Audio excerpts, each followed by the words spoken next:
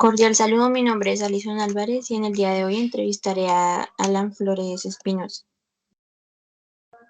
Eh, Cordial saludo, Alan. Muy buenas tardes, Alison. ¿Cómo te encuentras el día de hoy? Bien, gracias. A continuación, iniciaré la sesión en la entrevista. La primera pregunta es, ¿cuáles considera usted que son los objetivos principales de la educación?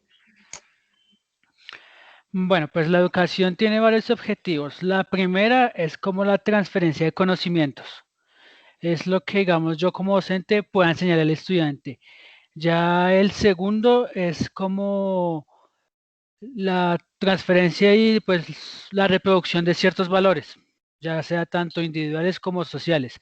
Ya si se habla de la educación como tal, del sistema de educación y en la escuela, es bueno, como una preparación, también pues como la idea era esa, que los estudiantes pues vean varias materias y que puedan elegir el campo que se elijan, pero pues si es de aquí de Colombia, muchas veces el objetivo de la educación es enseñar conocimientos elementales, mientras se convive en un ambiente y cómo se aprende a convivir con sus congéneres o pares.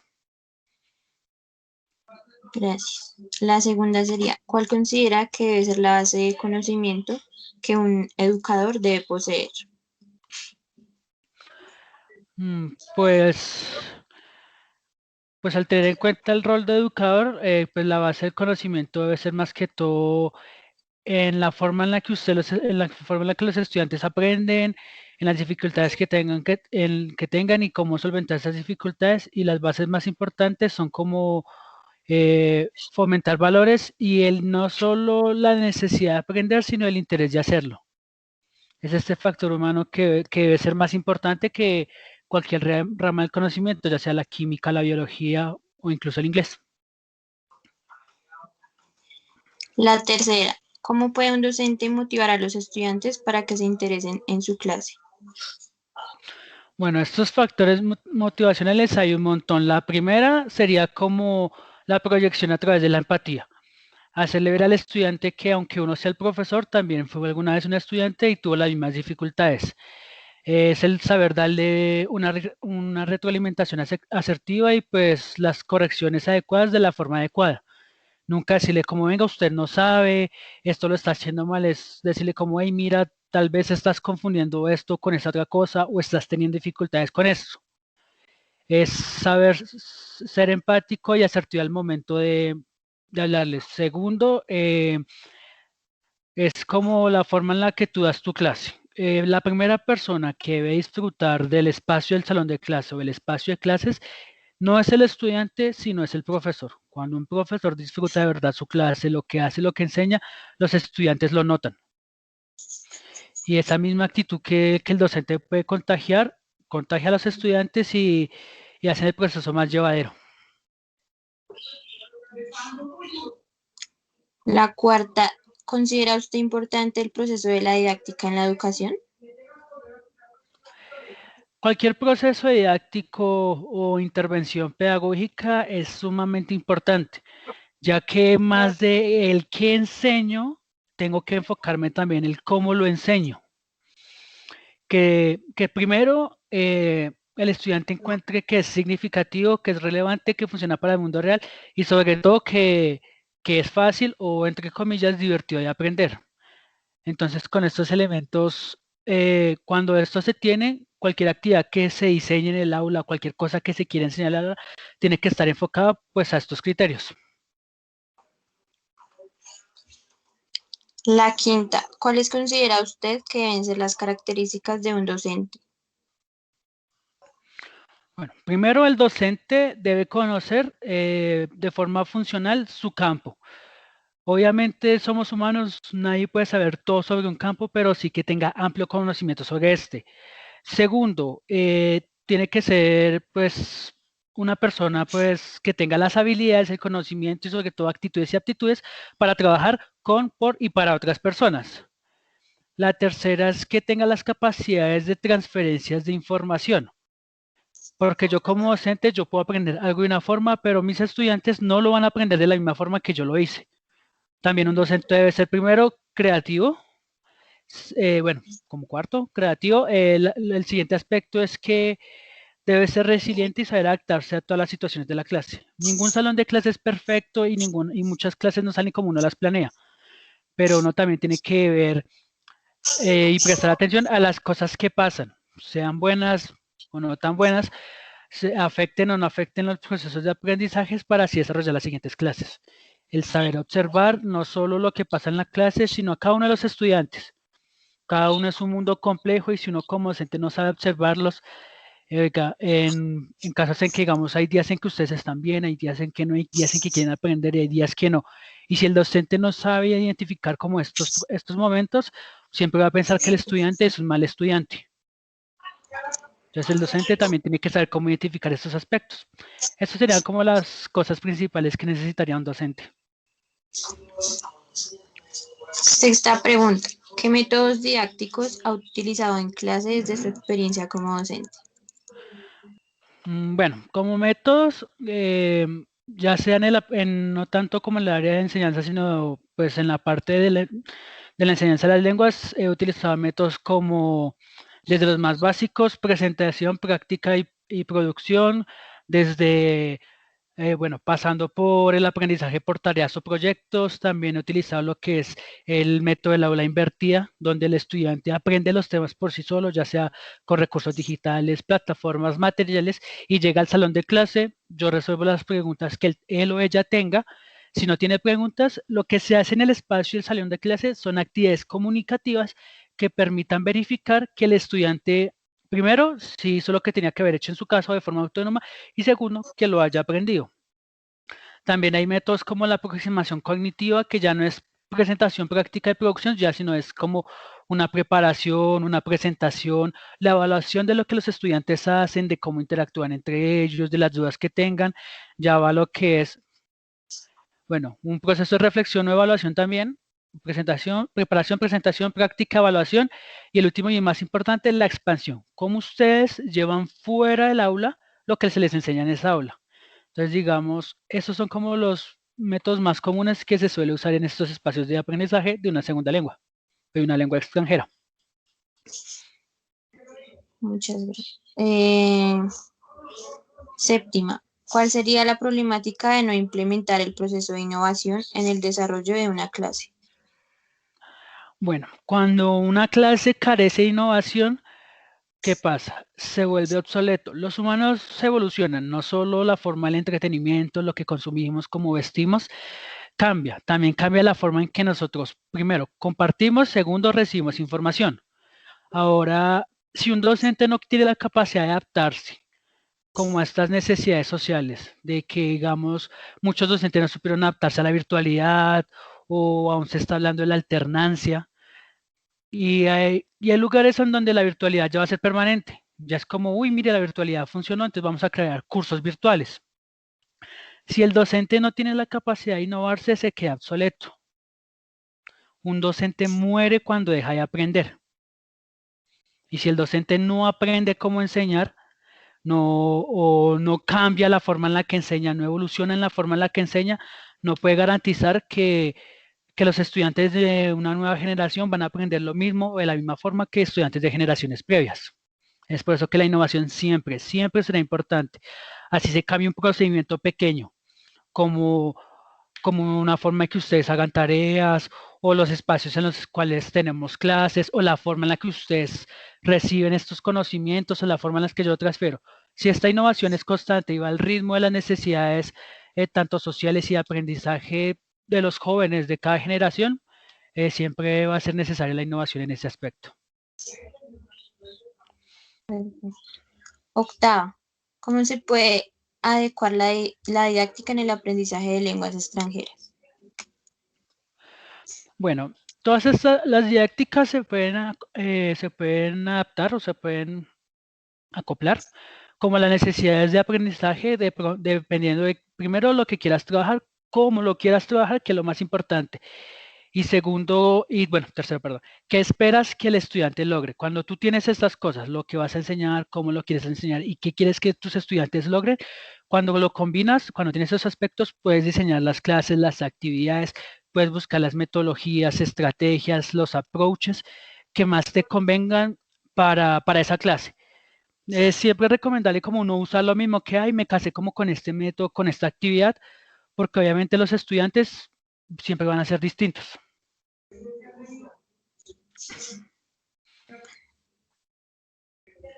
Novena, ¿qué técnica emplea usted como docente para planear sus clases?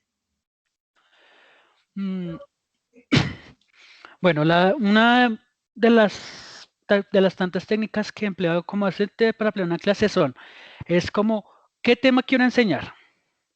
Entonces, si tengo que enseñar, no sé, presente simple, comparativos, condicionales, antes de pensar como, bueno, voy a enseñar este tema, es como, ¿qué función tiene este tema en el mundo real?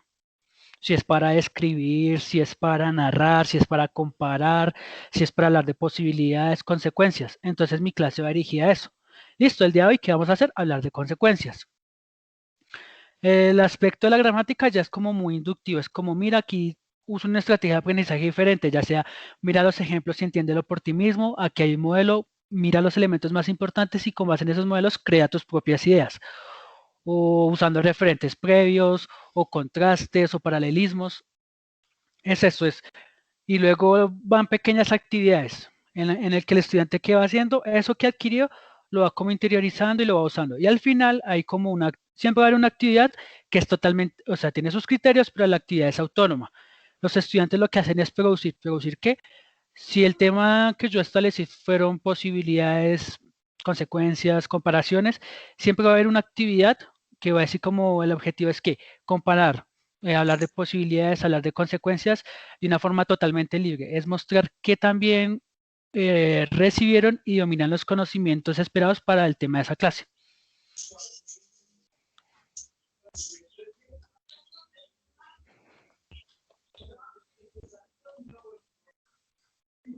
Décima, ¿cuáles son las ventajas que brinda implementar la didáctica en la educación? Bueno, las ventajas de implementar como distintas didácticas, estrategias o cualquier tipo de actividad que varíe en el aula. Bueno, la primera es que puedes diversificar los estilos que los estudiantes tienen de aprendizaje. No, si tú usas diferentes actividades, puedes explorar, no sé, aprendizaje a través de estímulos auditivos, visuales, kinestésicos, aprendizajes a través del ejemplo, de la repetición, de la sistematización. Eh, el uso como de estas nuevas didácticas también puede hacer que las actividades sean enfocadas no solo a la forma en la que ustedes aprenden, sino a las inteligencias que ustedes posean. Inteligencia musical, interpersonal, emocional, lógica, lingüística. Entonces, toda esta amalgama de actividades permite explorar todos esos aspectos, ya sea uno, dos a la vez, tres a la vez o más de tres. Cuando las actividades ya fomentan la creatividad del estudiante, es como haz esto o crea esto o tú cómo escribirías esto, cuando le haces esa posibilidad al estudiante de dar como respuestas abiertas, de hacerlo a su manera, también estás analizando la forma en la que aprendes, perdón, en las que ellos aprenden. Y cuando tú analizas eso y lo observas, puedes seguir buscando, creando actividades que la mayoría pueda disfrutar y que vaya acorde al estilo de aprendizaje de la mayoría. Ok. 11. Se evalúa la capacidad de aprender a aprender y aprender a hacer. ¿Por qué? Aprender a ser o aprender a hacer. Aprender a aprender y aprender a hacer. Hacer SR, como yo soy, tú eres. Mm, bueno, se puede evaluar la capacidad de aprender a aprender en tanto, bueno, tú qué tanto usas o qué también usas como las piezas de conocimiento e información que son suministradas durante las intervenciones pedagógicas. Eh, el aprender a hacer ya viene como en tu parte más humana, o sea, no se puede tanto como evaluar, porque tú no puedes evaluar a un individuo sobre sus preferencias, decisiones o su personalidad.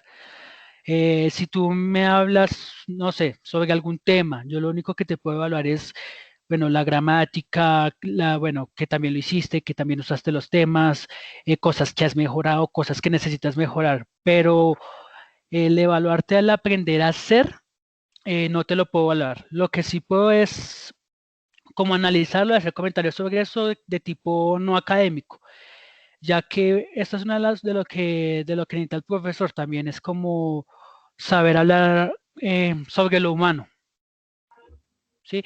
Cuando yo evalúo, digamos, una actividad es como, hey, mira, me gusta, tus ideas son interesantes, me gusta la forma en la que hablaste de tu familia, no sabía que, bueno, tal cosa te gustaba o tal cosa no te gustaba. Eso lo puedo evaluar como, pues, no tanto como esto, tienes una nota, te gusta el mismo color que yo, tienes 5, no. Pero siempre que haga una apreciación sobre alguna característica particular del estudiante, va a ser una buena, mm, va a ser una forma de aproximación y pues va a ser un refuerzo positivo en el aula. Ok. ¿Cómo se enfrenta usted en el hecho de que algunos estudiantes no avanzan al mismo ritmo de los demás? Bueno,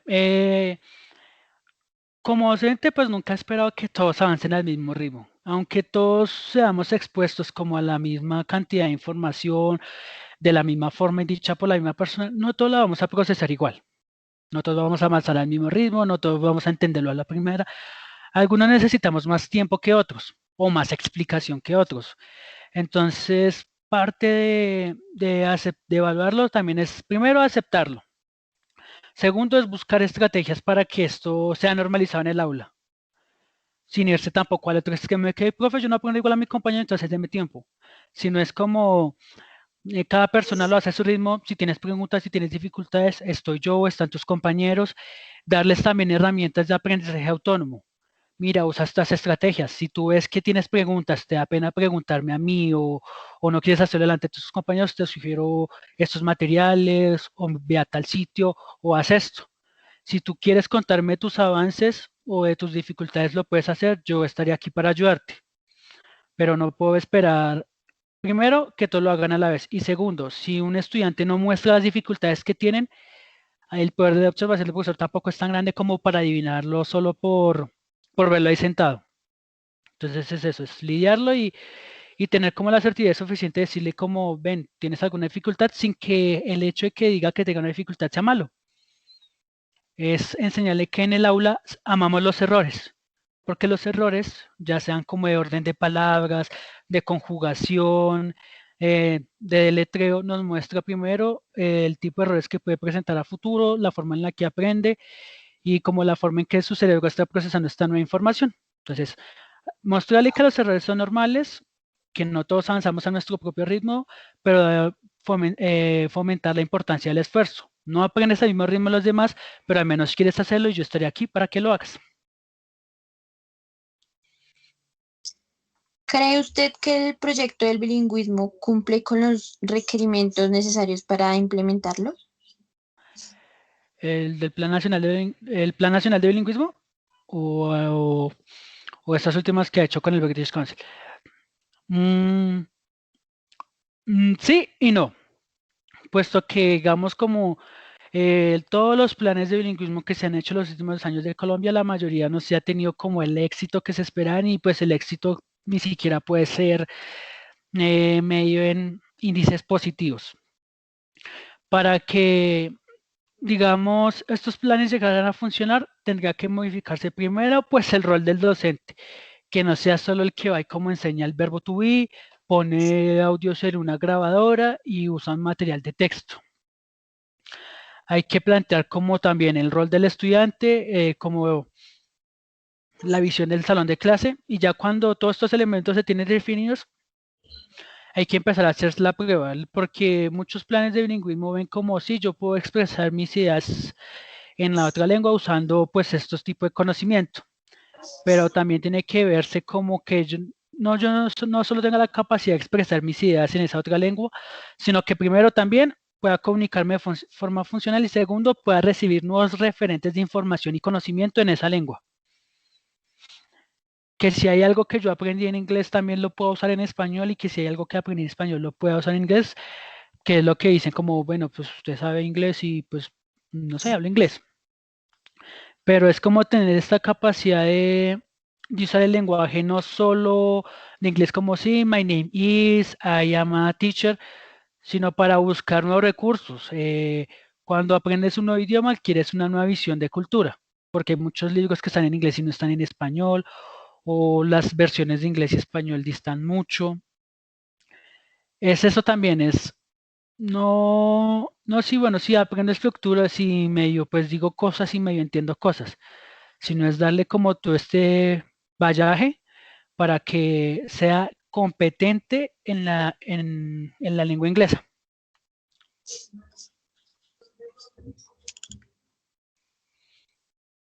¿Qué soluciones de aprendizaje aplica para que los alumnos puedan llegar a desarrollar las competencias en cuanto a los requerimientos de una sociedad globalizada para la adquisición de una segunda lengua? Bueno, para hablar de una sociedad globalizada, primero tenemos que hablar de individuos globalizados. Y un individuo globalizado se logra cuando dicho individuo es capaz de usar, pues, no sé, como un sistema de comunicación global o un idioma global, como lo puede ser inglés, el mandarín o español, pero español no es tan popular últimamente, para en diferentes espacios, no solo el espacio académico, en diferentes espacios, ya sea de ocio, de trabajo, en espacios interaccionales, interculturales. Entonces, un individuo global, ¿cuándo se logra? O pues, ¿cuándo se logra esta visión global del lenguaje? Eh, el enfoque más importante es el aprendizaje autónomo. Siempre es fomentar a los estudiantes a hacer cosas por ellos mismos, porque cuando ellos empiezan a buscar cosas, empiezan generalmente por cosas que les interesan. Ya estos intereses se van ampliando, ya van viendo cómo, bueno, esto me interesa, esto me gusta, y aquí están criticando algo, están criticando de una u otra forma lo que no me gusta. Entonces ya empiezan como a tener acceso a recursos multimedia, libros, artículos, videos. Hay mucha gente que incluso aprende ciertas cosas en videojuegos. No es como, ahí aprendí 3 frases en un videojuego. Muchos de los videojuegos ahora son en línea, juegas con otras personas de otros países, y el solo tener la necesidad de hablar con esa otra persona en esa otra lengua sobre algo que te gusta es un factor muy importante. Siempre es cuando el individuo se apropia del lenguaje que está aprendiendo, lo relaciona a sus intereses, luego a sus círculos cercanos y un poco más externos, ya tenemos un individuo global. Y si esta visión de individuo global se replica en varios, en una aula de clases, pues este cambio, este aprendizaje global se va a alcanzar.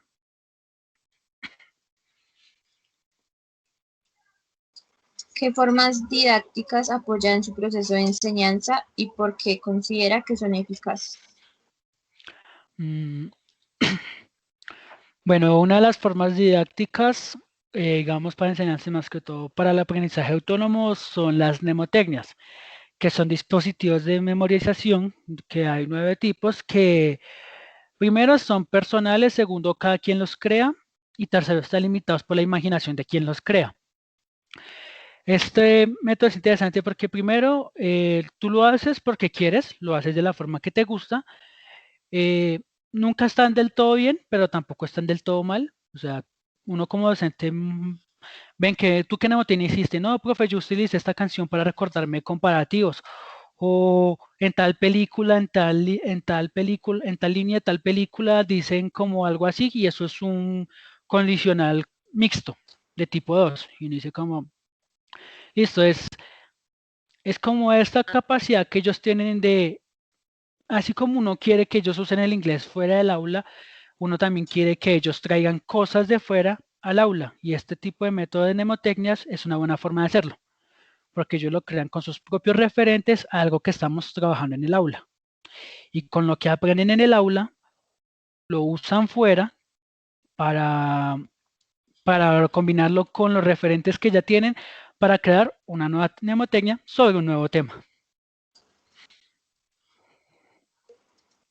Bueno, esto fue todo por hoy. Muchas gracias, Alan. Bueno, gracias a ti, Alison, y espero haberte ayudado. Fue de gran ayuda. Chao. Hasta luego.